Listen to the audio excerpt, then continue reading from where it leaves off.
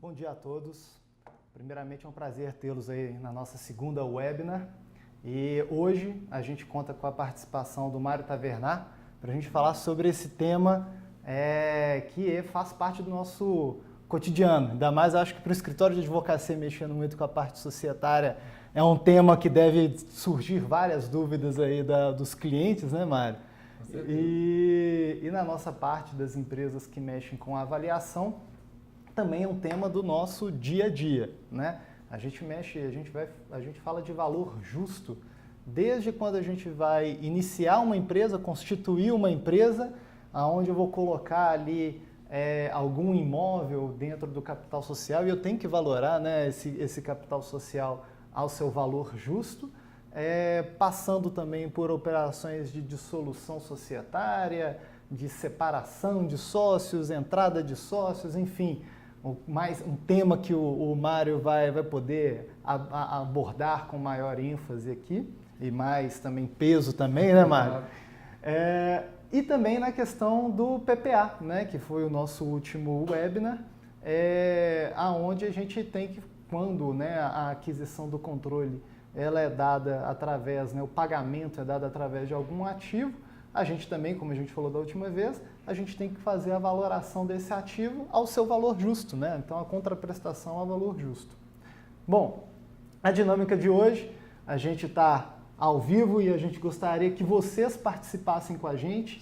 Então, para ser mais interativo e perguntas e a gente poder respondê-los aí, né, a tudo que a gente conseguir responder, né, Mário? E, eventualmente, depois a gente pode também encaminhar para vocês, vai ser elaborado agora um material sobre o valor justo, vai encaminhar para quem acessou o link e a gente também, outras perguntas, a gente vai estar respondendo para vocês aí, passando. O Mário Tavernar, ele é mestre em Direito Empresarial, professor em Direito Empresarial, autor de vários livros na esfera aí jurídica e sócio, né, do escritório Tavernar Advogados, né, e um grande parceiro. A gente já fez bastante coisa aí, né, Mário, junto dentro dessa esfera, né? E o que a gente mais vê, né, o que fez a gente fazer esse webinar é que quando a gente está numa discussão com o cliente e aí chega nessa parte de fazer a valoração do ativo, a valoração da cota da ação, e a gente tem os dois lados, vem assim, vem cá, que valor justo é esse, que justiça é essa, que se eu vou fazer o laudo que você me apresentou um ano atrás para uma possível venda da empresa, era um valor e era uma metodologia, e hoje que está saindo um sócio meu aqui, é uma outra metodologia, é um outro valor na empresa, né? Que justiça é essa que se aplica na operação, né? E aí a gente tem um CPC específico para poder tratar sobre como chegar nesse valor justo, né? Que é o CPC 46. A primeira coisa que o CPC 46 fala é quando a gente começa a definir o que é valor, né? E aí a gente tem o embate das duas partes, né? Se a gente for fazer a venda de uma empresa, você vai ter uma parte vendedora e vai ter uma parte compradora. As duas pontas vão querer maximizar ali o seu valor, o que eles consideram valor, né?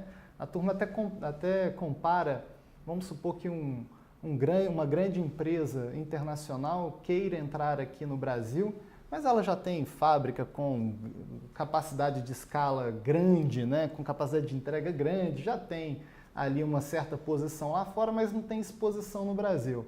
E do outro lado você tem aqui um industriário brasileiro que tem uma baita penetração no mercado, um baita market share e também fez nos seus últimos anos ali um investimento pesado no Parque Fabril.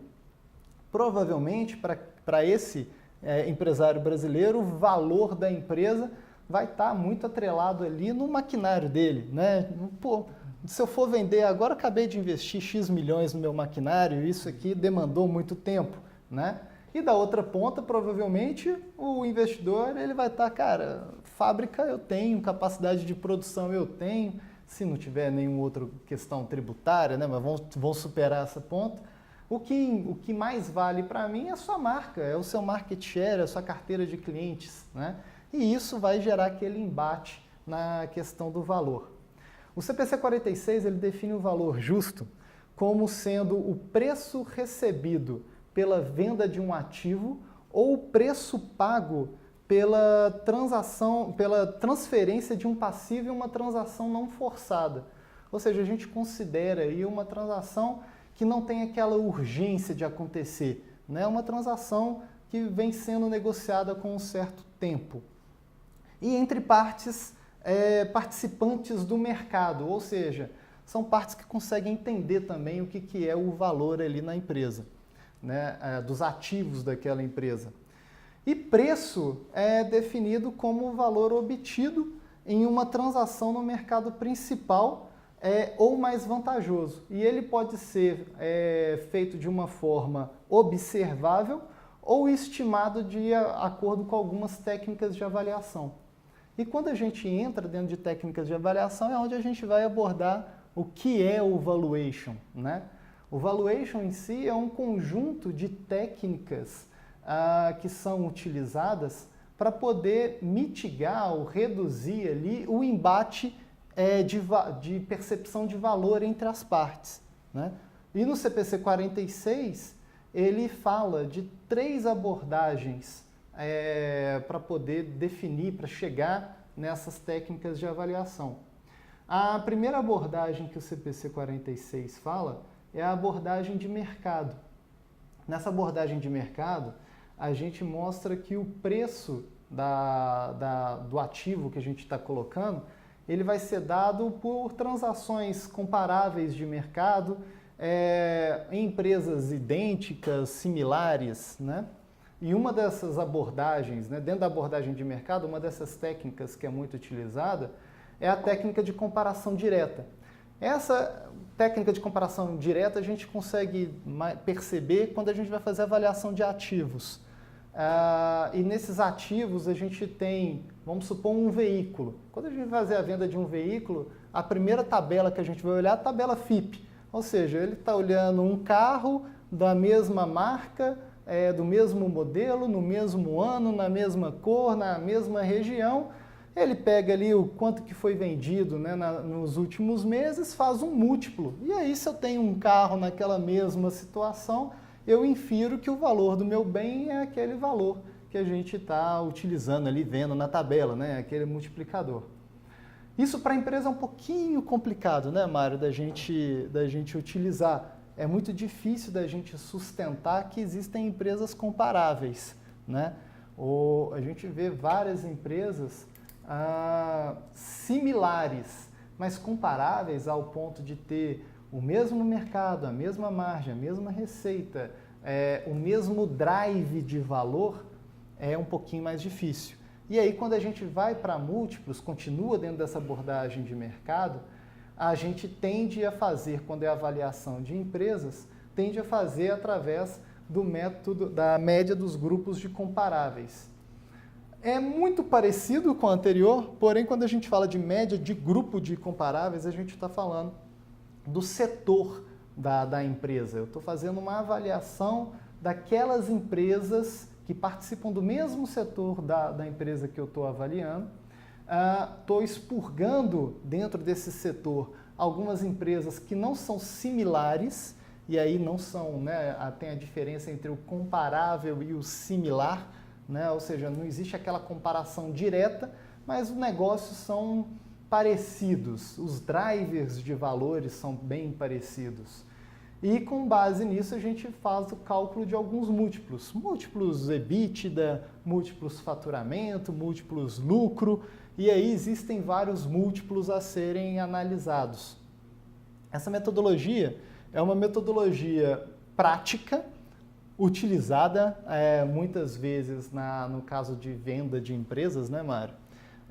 Sustentada, eu acho que na hora da negociação, do embate ali, mas mesmo assim ela também gera o seu embate por ela ser tão prática ela tem algumas arestas ali para a gente poder conversar, né? Se dentro da mesma empresa eu tenho vários tipos de multiplicadores, provavelmente esses multiplicadores aplicados em uma outra empresa, mesmo que ela seja similar, vão gerar valores totalmente diferentes, né? Isso porque uma pode ter um faturamento mais alto e uma margem muito pequena, a outra pode ter uma margem muito alta e um faturamento menor, e isso vai dar aquela diferença no valor que colocou.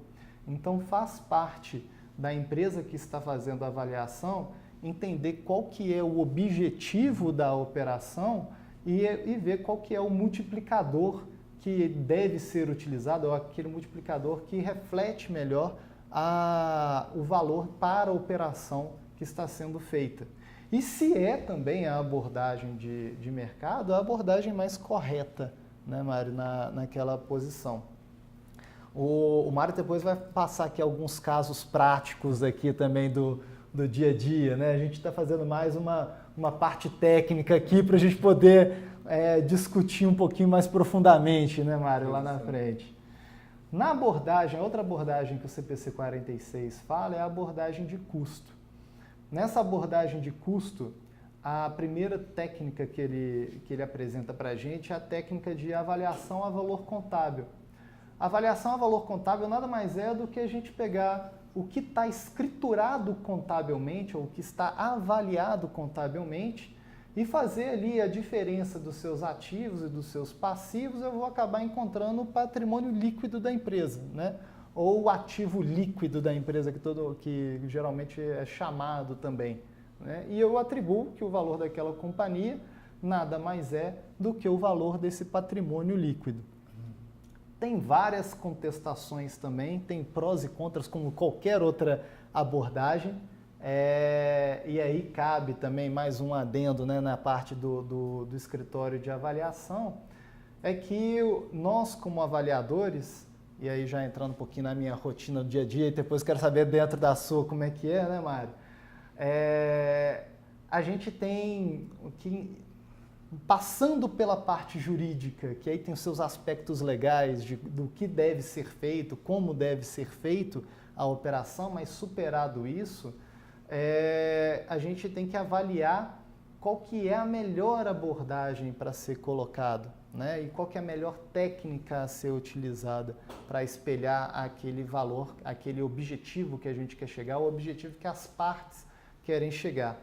Na abordagem de custo, quando a gente está falando de valor patrimonial, né, puro, valor contábil puro, a gente está analisando o passado da empresa, o que foi o valor da empresa até hoje, desconsiderando o valor dos seus ativos a valor de mercado, considerando apenas o que contabilmente foi lançado, né? Para algumas situações pode caber, para outras situações deve caber, né? É obrigatória a operação, e para outras não faz muito sentido, né? Quando a gente vai falar ali de empresas que estão ativas, gerando receita, gerando margem, tem um mercado, enfim, já todo montado, é muito difícil sustentar que o valor de uma empresa, para casos de venda, ele segue dentro do valor patrimonial.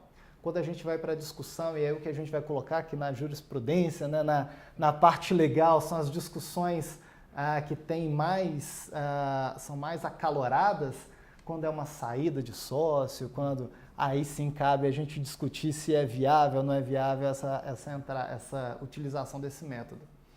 A outra técnica dentro da abordagem de custos que é utilizada é a abordagem do valor contábil, mas aí a valor de mercado, né? E aí o que a gente vai fazer? Uma série de laudos para poder colocar os seus ativos a valor de mercado e levantar todos os passivos, inclusive os passivos contingentes ali da empresa, né? Então, vai ser elaborado para chegar nesse valor contábil ajustado a valor de mercado, que juridicamente é chamado ali de balanço de determinação, né, da operação.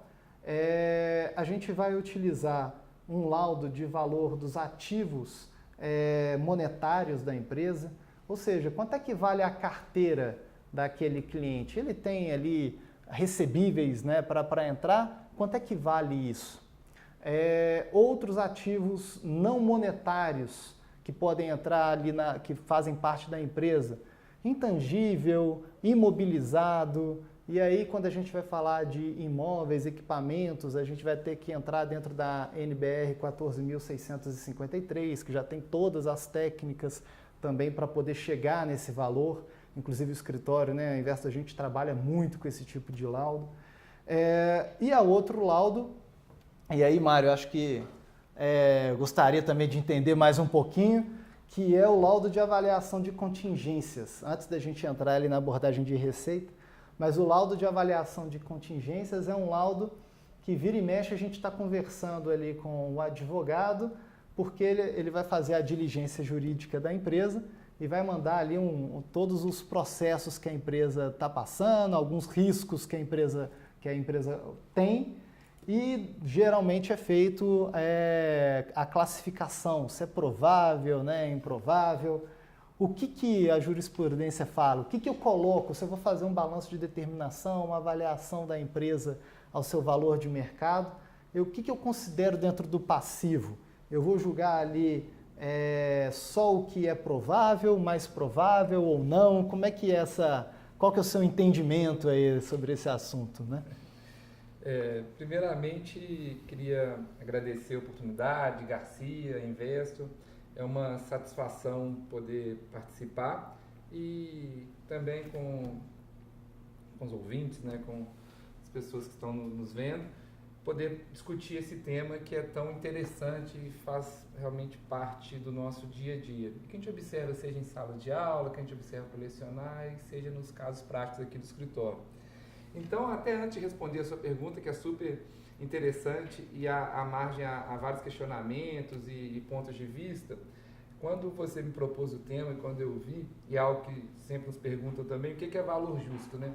E quando o direito, enfim, se a gente pega a ideia do direito enquanto justiça, realmente existe uma justiça ou realmente nós temos que seguir algumas linhas de forma a entender o que seria melhor, ou talvez não justo, mas o mais adequado naquele caso concreto. Então a gente tem que sempre ter essa ideia, porque a ideia de justiça, a ideia de valor também, ela, enfim, retomando um pouco aqui até a Alexi, ela tem um certo grau de subjetividade. Muitas vezes o que é justo para um não é para outro.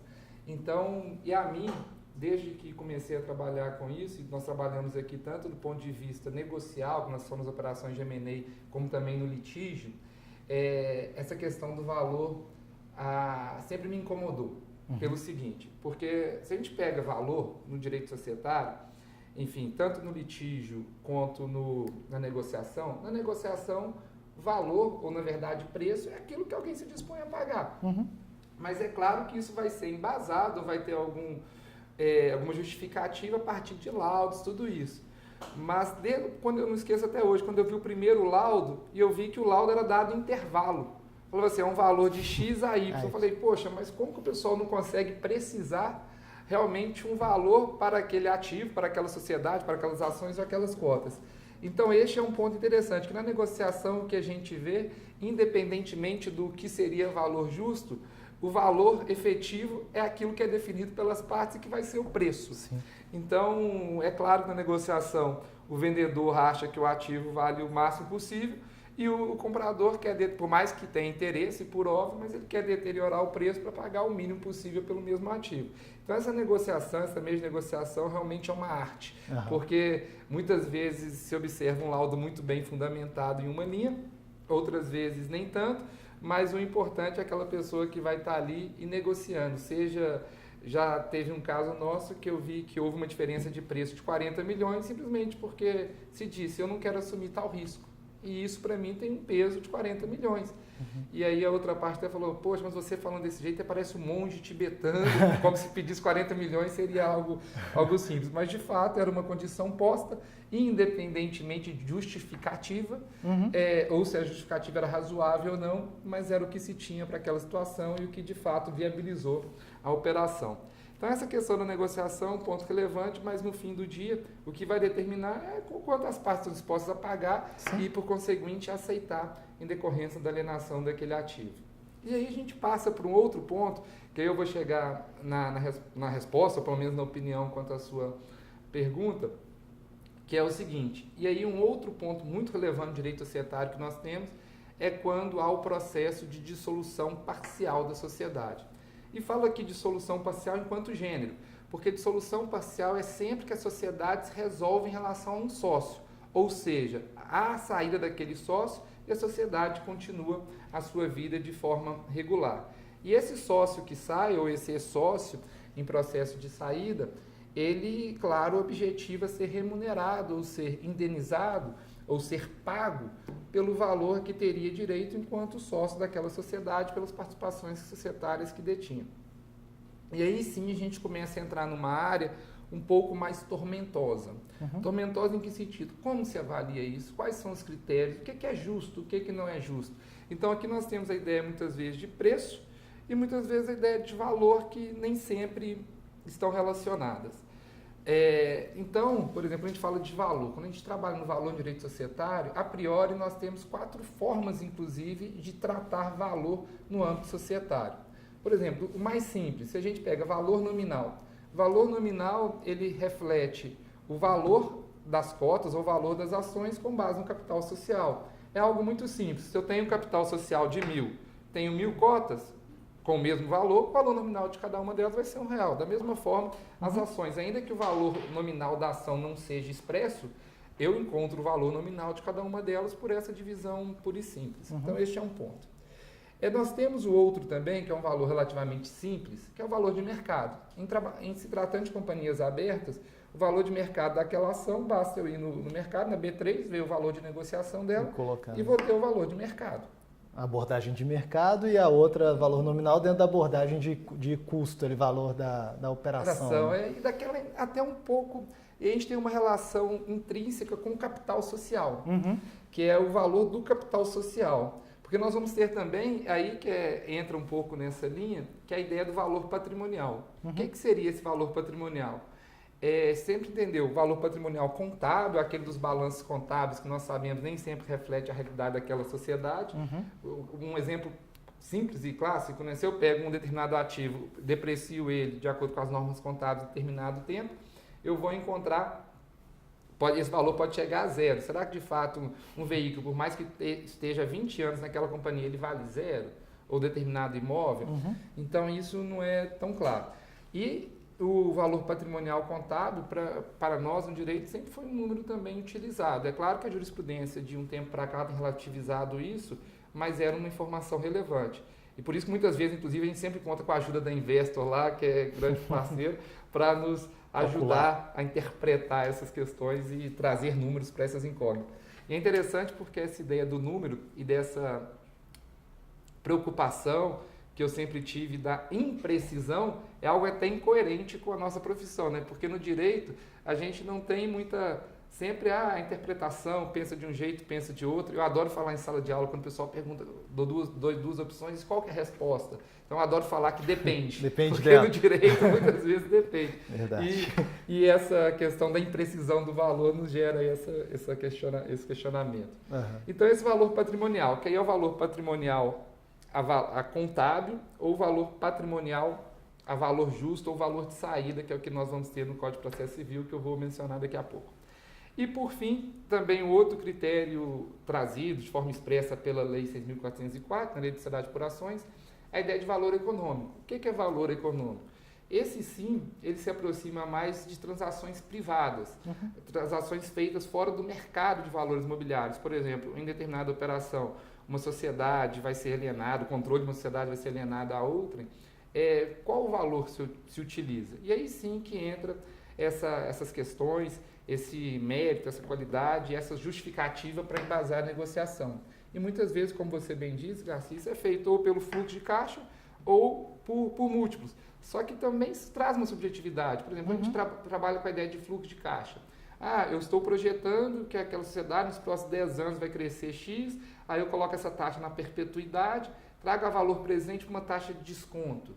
Poxa, tem uma certa imensa subjetividade nisso. Como é que eu trabalho com essa subjetividade no direito, ou muitas vezes o julgador, seja o juiz ou o árbitro, que tem que trazer um número preciso. Ele que tem que decidir, porque eu vou ter basicamente 2 pontos e tem um juiz para trazer um número preciso.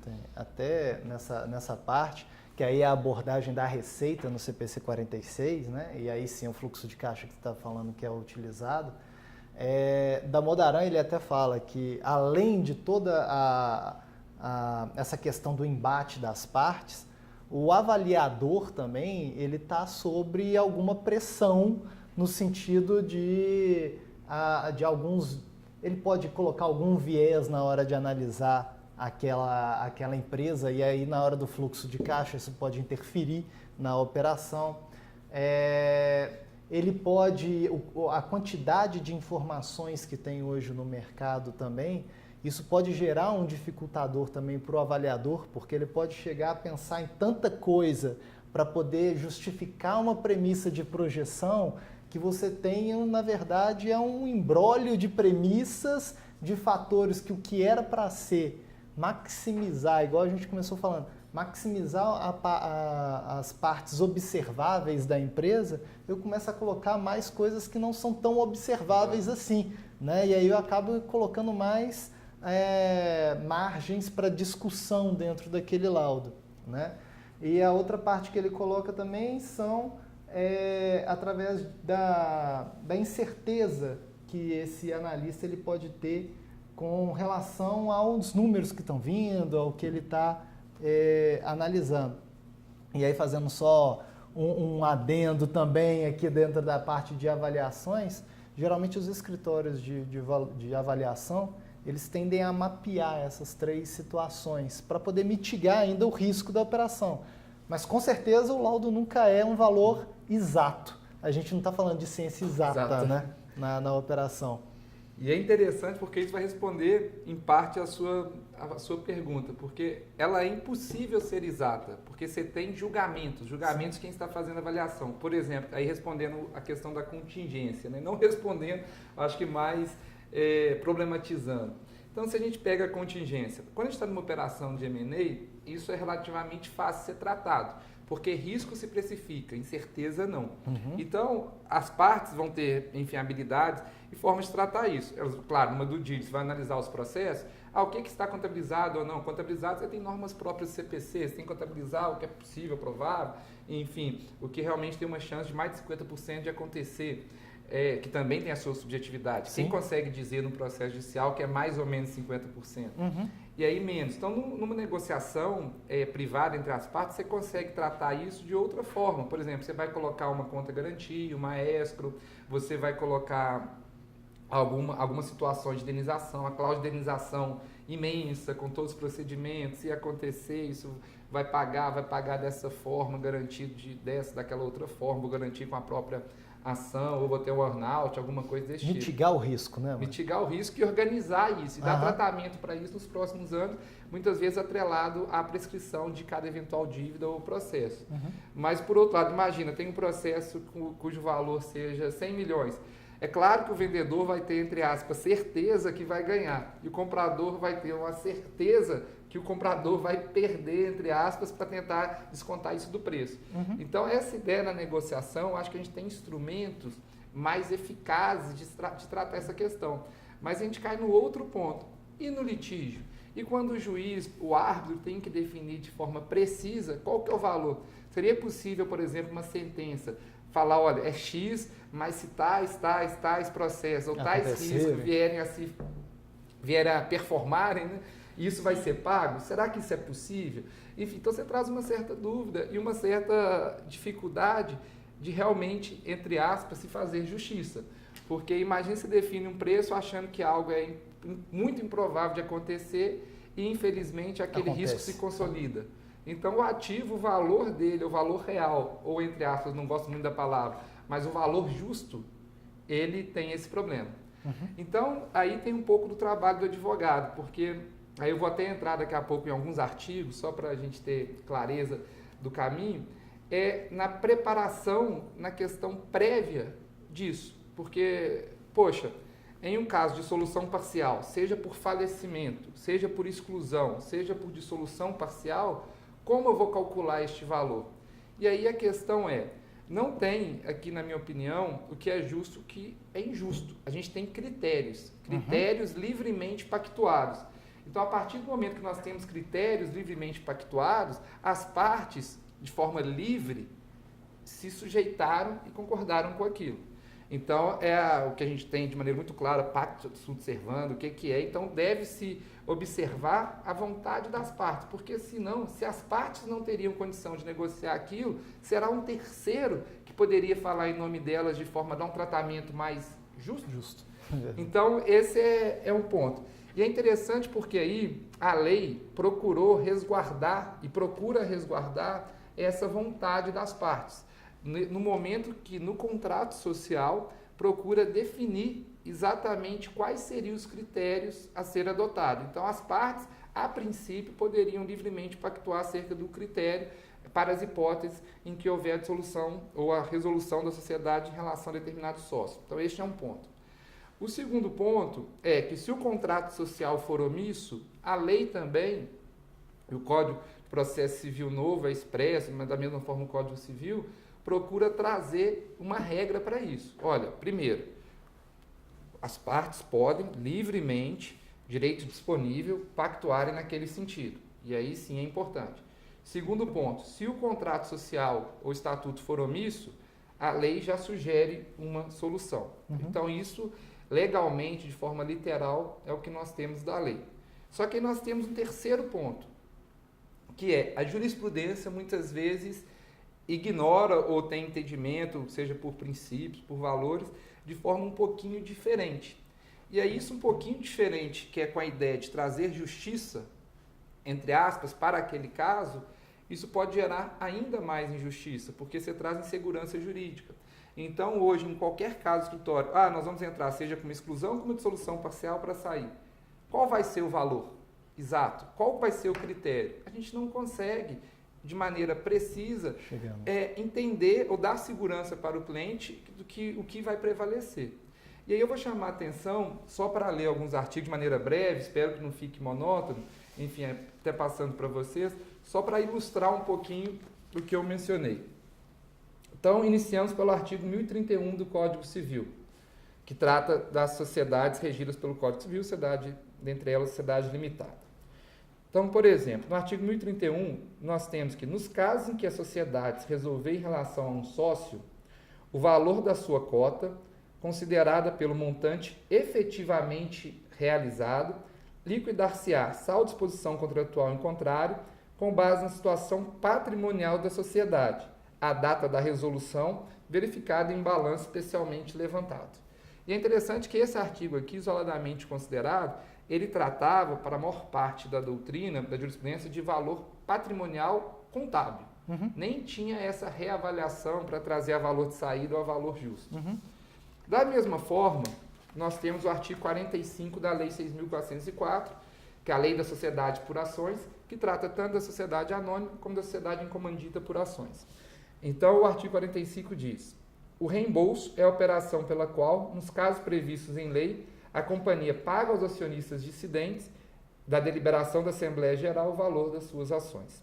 O Estatuto, parágrafo 1º, o Estatuto pode estabelecer normas para a determinação do valor de reembolso, que, entretanto, somente poderá ser inferior ao valor do patrimônio líquido constante no último balanço aprovado pela Assembleia Geral, observado o disposto no parágrafo 2º, se estipulado com base no valor econômico da companhia a ser apurado em avaliação, parágrafo 3º e parágrafo 4º. E aqui só o último dispositivo legal, para não ficar maçante, e, enfim, ele um pouco mais preciso, até em termos de procedimento, que é o Código de Processo Civil, nos artigos 604 e 606. O artigo 604, de maneira muito clara, diz o seguinte: para a apuração dos haveres, o juiz, 1. Fixará a data da resolução da sociedade, porque aqui é um componente muito importante também. Eu vou apurar a situação, o patrimônio daquela sociedade, ou o valor que for daquela sociedade, com base em qual data?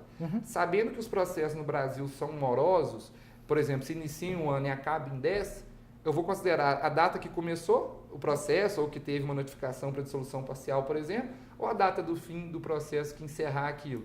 Porque durante esse período a sociedade pode ter quebrado, a sociedade pode ter lucrado, a sociedade pode ter sido vendida, pode ter ocorrido uma série de questões com a sociedade. Inciso 2º, o juiz definirá o critério de apuração de haveres à vista do disposto no contrato social. Chama atenção para esse ponto. E terceiro, nomeará o perito. Então, a função do perito aqui, com base no Código de Processo Civil, é fazer a avaliação, fazer o laudo, laudar aquilo com base nas premissas definidas pelo juiz. Este é o ponto.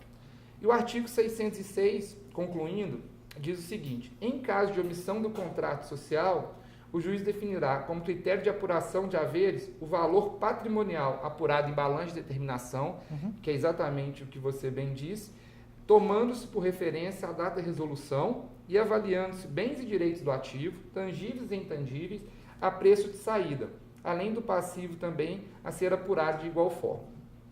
Em todos os casos em que seja necessária a realização de perícia, a nomeação do perito recairá preferencialmente sobre especialista em avaliação de sociedades. Então aqui nós temos o Código de Processo Civil. Resolve todos os problemas? Por exemplo, questão da contingência, a gente consegue resolver por aqui? Não conseguimos. Não consegue. Mas a gente tem pelo menos um bom indicador para esse procedimento. Então, e aqui eu ressalto a importância muito grande do capital social e da disposição do contrato. E por isso que aqui no escritório, enfim, também quando leciono, eu acredito muito que o contrato, qualquer que seja ele, tem duas funções básicas. Quais sejam? Primeiro, ele ser transparente, que as partes entendam o que estão contratando. E segundo, previsibilidade. Se determinada situação acontecer, eu procuro no contrato e encontro aquela resposta ou aquela solução, porque evita a zona cinzenta. Porque o litígio, muitas vezes, ele se inicia ou ele é frutificado, digamos assim, a partir do momento que há a zona cinzenta e aonde há falta, entre aspas, ou excesso de bom senso. E é uma coisa que nos preocupa muito aqui no escritório, é sempre que nos procura o cliente, fala assim, Mário, vamos montar um contrato social, um estatuto, nossa relação é ótima e vamos ganhar não sei quantos milhões no primeiro ano. E o que isso quer dizer, na verdade? É o seguinte, poxa, quando está tudo bem, aqueles planos, a relação, claro, tem que ser ótima. Mas o problema é quando se tem divergência, não que seja por mal, mas muitas vezes há divergências e cada parte acredita que tem o máximo de bom senso. E como já dizia René Descartes, no livro Discurso do Método, todo mundo pede para ser mais bonzinho, prestativo, enfim, logo na página 2, tem uma série de outras qualidades, ou de incremento dessas qualidades, não necessariamente nessas palavras, mas ele conclui que ninguém pede para ter mais bom senso. E bom senso seria, em tese, a virtude mais bem distribuída que existe. E aí ele conclui, não quer dizer que estejamos errados quanto a isso, apenas guiamos nosso pensamento por caminhos diferentes. Então, o contrato, por isso esse cuidado, seja num contrato, num estatuto, num acordo de sócios, seja de cotistas ou de acionistas, é importante a gente conseguir passar transparência e previsibilidade. Porque se a parte, em determinada situação, conseguir encontrar a resposta, ou pelo menos o indicativo, ou pelo menos o critério, a questão está, em tese, resolvida. Só que aí a gente tem um componente a mais. Porque o contrato, a lei fala, o contrato é claro. O contrato pode estabelecer aquilo. O contrato estabelece aquilo, com clareza e com precisão. Só que aí, muitas vezes, a jurisprudência ignora ou dispõe de forma diferente que está no contrato. Isso traz uma certa preocupação para nós, os aplicadores do direito, enfim, que trabalham com direito e também imagino que os escritórios de avaliação. Então, por isso eu queria só chamar a atenção, de maneira breve também, para o recurso especial para o RESP, que foi julgado pelo STJ em 2015, de número 1335619 de São Paulo. Vou ler só a ementa breve, porque eu acho que faz sentido e mostra essa nossa inquietude ou essa dificuldade que nós temos em planejar a estratégia jurídica diante do caso concreto. Então, a ementa diz o seguinte: direito empresarial, dissolução parcial de sociedade por cotas de responsabilidade limitada, sócio dissidente, critérios para apuração de haveres, balanço de determinação, fluxo de caixa. 1. Na dissolução parcial de sociedades por cotas de responsabilidade limitada, o critério previsto no contrato social para apuração dos haveres do sócio retirante somente prevalecerá se houver consenso entre as partes quanto ao resultado alcançado. Olha, em termos de abstração, é ótimo que as partes chegassem a um consenso, não teria nem processo. Mas na prática nossa, não vou falar que nunca vi, mas raramente vê consenso. Todo mundo acha que vale mais e vale menos. E um acha que vale mais e o outro acha que vale menos. 2. Em caso de dissenso, a jurisprudência superior Tribunal de Justiça está consolidada no sentido de que o balanço de determinação é o critério que melhor reflete que melhor reflete o valor patrimonial da empresa. Então, aqui no item 2, balanço de determinação, valor patrimonial. Perfeito. Já o item 3, o fluxo de caixa descontado, por representar a metodologia que melhor revela a situação econômica e a capacidade de geração de riqueza de uma empresa, pode ser aplicado juntamente com o balanço de determinação na apuração dos haveres sócio-dissidente. Ora, o que é balanço de determinação, é fluxo de caixa, então a gente tem uma dificuldade prática, Garcia, que nos preocupa diariamente.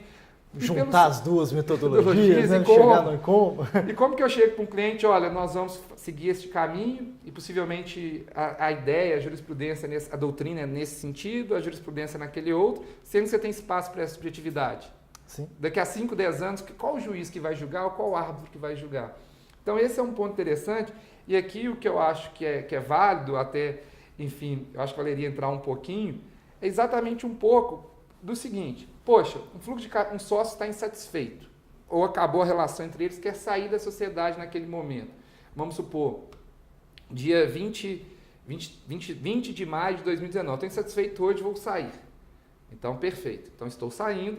Qual critério eu vou utilizar para se avaliar a minha participação? Historicamente, porque nós nem tínhamos o procedimento, a ação nominada, né, a ação típica de ação de dissolução parcial, sempre se entendeu que a dissolução parcial era uma forma, um jeitinho que se encontrou pela jurisprudência, de modo a evitar a dissolução total da sociedade. Não faz sentido, até com base no princípio de preservação da empresa. Se um sócio quer continuar e o outro quer sair, por que eu tenho que extinguir a sociedade de forma geral? Que a ação que nós tínhamos no Código de Processo Civil anterior, da década de 40 ainda, era isso.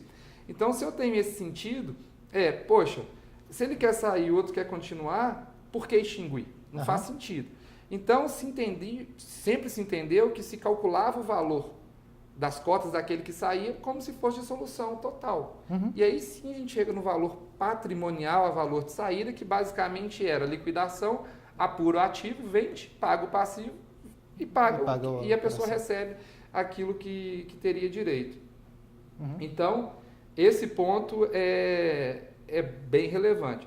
Porque se eu coloco no fluxo de caixa descontado, eu estou projetando resultados futuros. Estou projetando crescimento, estou projetando resultado futuro, que essa pessoa não participará mais direto ou indiretamente, mas vou pagar a ele no presente. Uma coisa que ele não vai participar mais. E que teria direito, e se a sociedade quebrar daqui a 6 meses, ou se aqueles sócios que ficarem também quiserem sair, quiserem liquidar. Então a gente tem um problema até do conceito de fluxo de caixa e valor patrimonial. Acho que é até legal, a gente está com uma pergunta, e eu acho que dá para a gente já colocar na prática já essa discussão, né?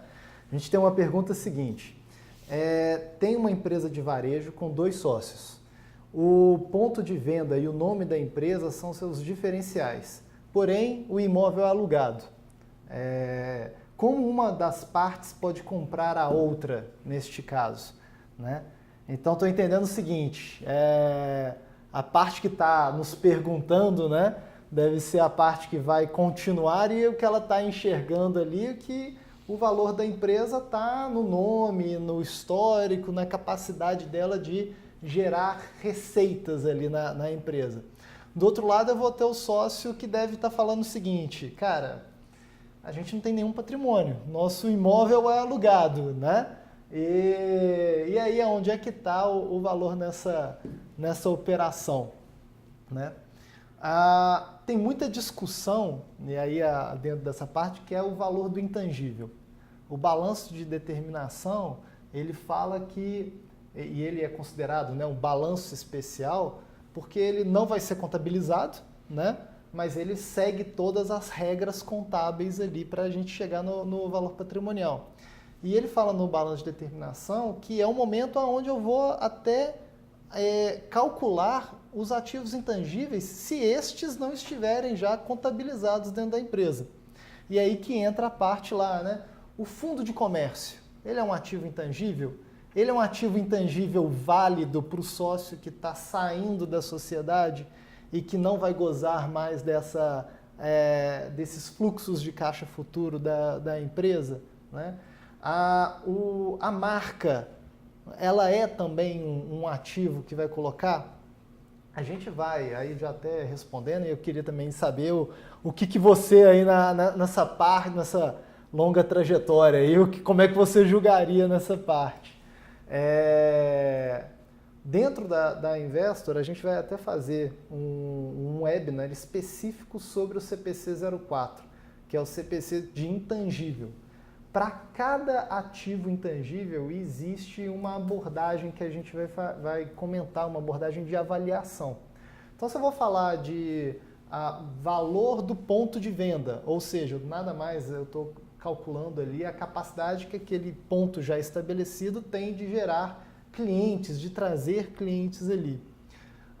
Não é crível a gente utilizar uma projeção, ou seja, as partes inferindo que a empresa vai faturar no próximo ano 20% a mais, no outro 30%.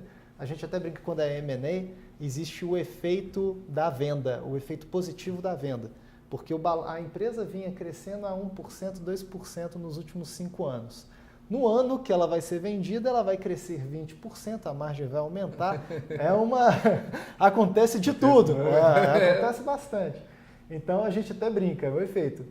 A gente utiliza, neste caso, ponto de venda. A gente olha historicamente o quanto que a empresa vem gerando de receitas, e aí a gente olha ali como se fosse os lucros excedentes da empresa. Ou seja, se ela estivesse numa outra região, ou se ela fosse comparada com uma empresa concorrente dela, o quanto que ela fatura a mais, ela gera de riqueza a mais em função do lugar que ela está. E aí a gente calcula esse valor, traz a valor presente e a gente chega no valor do intangível. Valor da marca, a gente olha qual que é a média de royalties e coloca. A gente vai abordar com mais profundidade na hora que a gente entrar no CPC 04, que é um tema assim, extremamente mais complexo e interessante da gente colocar.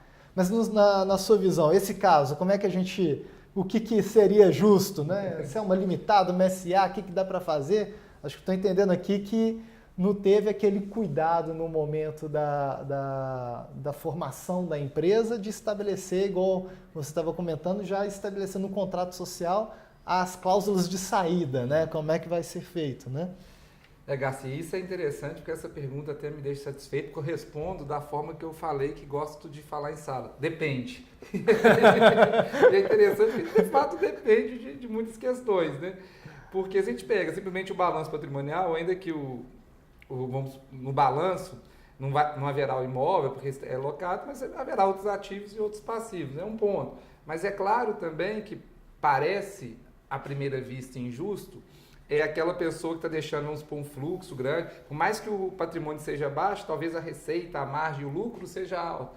Então, como é que se apura isso? Uhum. Por isso, eu volto mais uma vez naquela questão, aqui não tem justo, certo ou errado. Uhum. Porque, poxa, vamos supor que hoje está com essa geração de caixa, está com esse lucro, e amanhã, daqui a 6 meses, pode piorar. Vamos supor que houve um despejo, a pessoa quer vender o imóvel, quer implantar algo, enfim, e que aquele ponto de comércio simplesmente vire fumaça. Uhum. Então, o critério ele é muito importante por isso.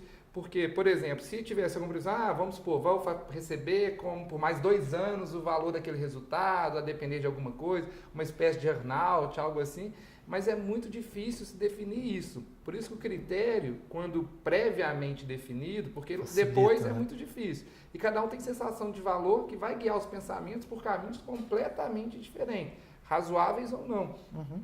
Então, esse é um ponto. E até para problematizar, é algo um pouco mais delicado. Por exemplo, nesse caso, a gente tem ali pelo que eu entendi, uma loja, um varejo, que você tem uma certa recorrência, uma previsibilidade da atividade, o que pode trazer, talvez, bases ou fundamentos mais sólidos para justificar uma recorrência, uma previsibilidade dos fluxos futuros. Então, nesse ponto, eu acho que tem uma certa facilidade.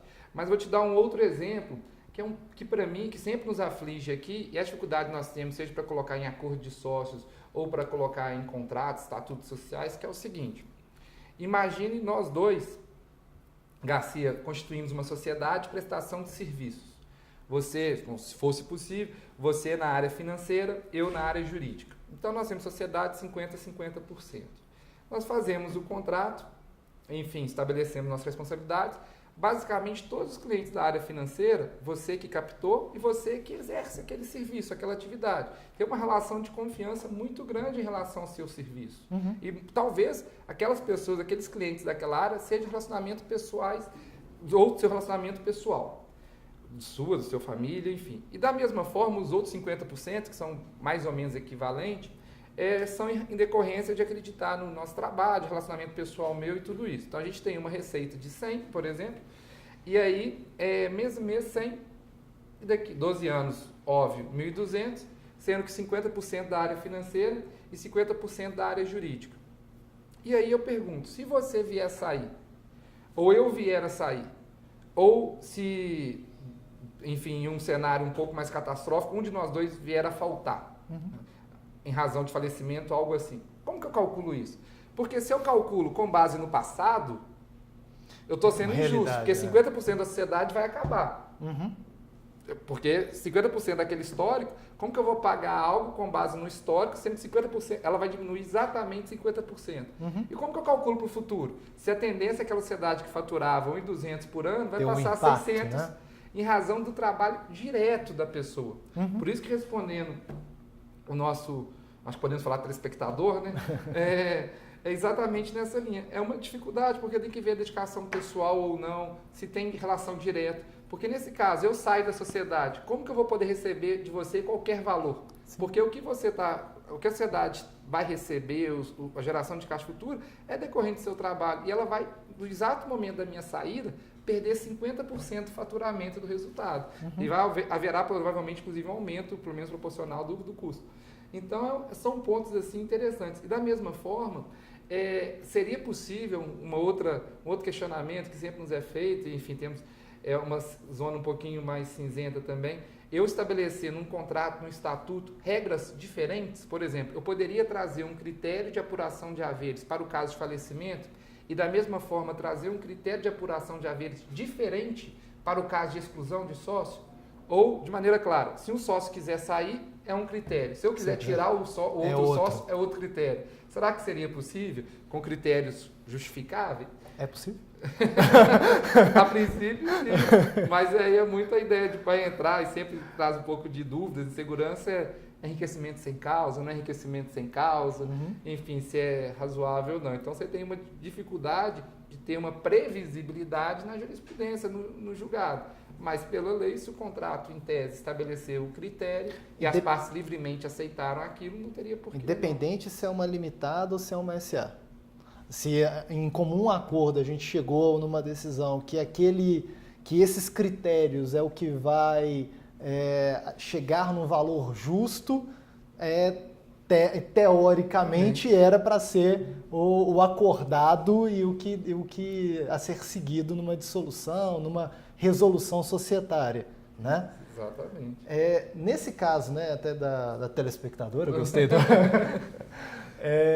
Só uma ressalva aqui, que assim, na sociedade anônima a gente pode ter algumas diferenças pequenas, não em termos de critério, mas porque na sociedade anônima, a princípio, não se admite, por exemplo, a dissolução parcial, ou seja, a saída imotivada.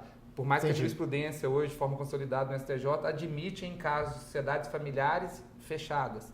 Mas a regra a gente não admite. Em regra também a questão de exclusão em sociedade anônima é um ponto mais delicado do que já é relativamente tranquilo em sociedades limitadas. Inclusive, na sociedade limitada, se tiver previsão no contrato social, pode ser extrajudicial, se não tiver, só judicial. Fazendo essa ressalva, para não ter imprecisão técnica, mas em termos de critério de valor, não acho que faria diferença. Entendi. Mas aí, nesse caso, acho que até o mais aconselhável seria ir pela abordagem do custo, né? Até porque pelo Código Civil já fala, a jurisprudência também fala do balanço de determinação, e num litígio seria, eu acho, o mais provável de ser aceito, né? Porém, dentro da discussão, dentro da elaboração desse balanço de determinação, vai ter toda essa discussão que a gente falou, né? Na hora de identificar o ativo intangível, o que é ativo de fato ali a ser precificado ou não, né? Levado em conta para determinar o patrimônio líquido ajustado ao valor de mercado, né? da empresa. Tem uma outra pergunta, aí é até bom a gente dar um passo aqui. Ele colocou, Qual a diferença entre valor de mercado e valor justo? Na verdade, tudo é valor justo, né? O CPC 46, ele traz 3 abordagens para se chegar no valor justo. E aí essa complexidade que a gente está falando, né? O valor justo, ele não é um, ele pode ser vários, né? Tem que olhar, cabe ao advogado, ao analista entender de forma imparcial ou de forma mais justa possível para chegar no objetivo das partes. E eu acho que esse é o ganho também da discussão, né? Quando você tem das duas partes, né? Eu estou defendendo uma parte, eu estou defendendo da outra. Se os advogados ficarem brigando ali, é uma discussão ad eterno e não chega na parte objetiva, até porque você tem critérios para sustentar os lados, né, Mário? Então, acaba que os advogados, em um determinado momento, eles tendem a convergir, e aí me fala se eu estiver falando errado, eles tendem a convergir para uma determinada juízo de valor ali, para chegar na resolução que é o meio termo ali para ambas as partes, né, Mário? Eu tenho até uma ideia, assim, eu sou um pouco mais pragmático nesse sentido, que eu falo assim, valor de mercado é preço, é o que as partes são dispostas a negociar aquele ativo. Tem uma determinada companhia, enfim, dependente de laudo, dependente de precificação de patrimônio, tem um comprador, e no mercado isso fica mais fácil, né, no mercado de valores imobiliários, no mercado de bolsa, se a pessoa está disposta a comprar aquele ativo por 100 e a outra estiver disposta a vender por 100, isso é valor de mercado, de várias partes se encontrando. É claro que a gente trabalha com bolsa, mercado organizado, você vai ter o número de transações ali que vai subir ou descer. Então, por exemplo, você pega uma ação da Magazine Luiza, que subiu, salvo engano, mais de 1000% nos últimos tempos. Será que os fundamentos mudaram tanto ou você tem uma expectativa? O valor é preço. Aconteceu, uma companhia perde, a ação da companhia cai 10% no dia. Será que ela perdeu 10% de valor naquele dia? Ou simplesmente é o preço, o valor de mercado, é que tem mais interessados ou menos interessados? E o mercado também, né, do negócio, tem uma questão de oferta e demanda. Então, se você tiver mais vendedor do que comprador, ainda que em tese o valor, o que se diga por justo, né, internamente ou em termos de laudo, não varie, mas você tem mais gente querendo vender do que gente querendo comprar, a tendência é que aquele ativo vai ser negociado a preço de mercado por um valor menor, por um preço menor. Então, essa questão de mercado, na minha opinião, eu tenho um viés pragmático. Quanto às partes, o mercado de bolsa isso fica fácil de ver, quando as partes não podem pagar por aquele ativo. É razoável, é justo? As partes que saibam se é ou não. Enfim, as partes chegando nesse termo. E advogado chegar em consenso nem sempre é fácil, não. Inclusive, a gente está numa causa juntos aí que tem anos, né, Mário? É complicado. E na parte também, tem uma outra pergunta aqui, que é quanto tempo se deve fazer a avaliação a valor justo? Do ponto de vista de conflito societário, você indica alguma coisa, Mário, para poder fazer? Não, o que a gente tem que ter, enfim, se vai, por exemplo, valor justo. Valor justo em patrimônio é naquele momento. Enfim, eu tenho que ter uma data base, eu tenho que ter uma referência. Então, eu estou considerando que é a data tal. Se for no processo judicial, numa arbitragem, o juiz ou árbitro vão ter que definir. Se não for, é uma coisa negociada. Eu acho que aquele momento se encerrou a minha relação. Então, tem que ter este ponto. A não ser que você trabalhe no método de fluxo, por exemplo, ou de multi, você vai trabalhar em perpetuidade, você vai trabalhar. É importante você ter um cenário relativamente longo para você fugir de variações pontuais. Por exemplo, é bom 10 anos, 15, 5, não pode ser muito curto, porque senão você vai ficar sujeito a variações muito pontuais e talvez circunstanciais daquele negócio. Quando a gente vai fazer também avaliação, aí não de empresa para fins societários, você pode até utilizar o valor justo, a técnica do valuation, até para identificar o que é driver de valor da empresa, o que gera valor para a empresa, e você vai acompanhando ao longo de 1 ano, 2 anos, enfim, coloca. Mas valor justo, quando a gente vai falar de algum ativo específico, dependendo do tamanho da empresa, ele tem que ser feito anualmente para fins de impairment, para ver se perdeu, enfim. Aí entra numa outra discussão. O tema é amplo, como a gente já conseguiu, né? Deu para mostrar aqui, de discussões que se a gente fosse prolongar aqui, né, Mário? A gente passaria a manhã inteira ainda discutindo e ainda ficaria temas para uma próxima webinar, né? Eu acho que essa discussão a gente pode continuar. via chat, né? Vai estar aberto aí para todo mundo e a gente vai respondendo. E depois a gente tem, para o próximo webinar, a gente vai começar a falar um pouquinho de cisão e incorporação, que também vai envolver o tal do valor justo na operação.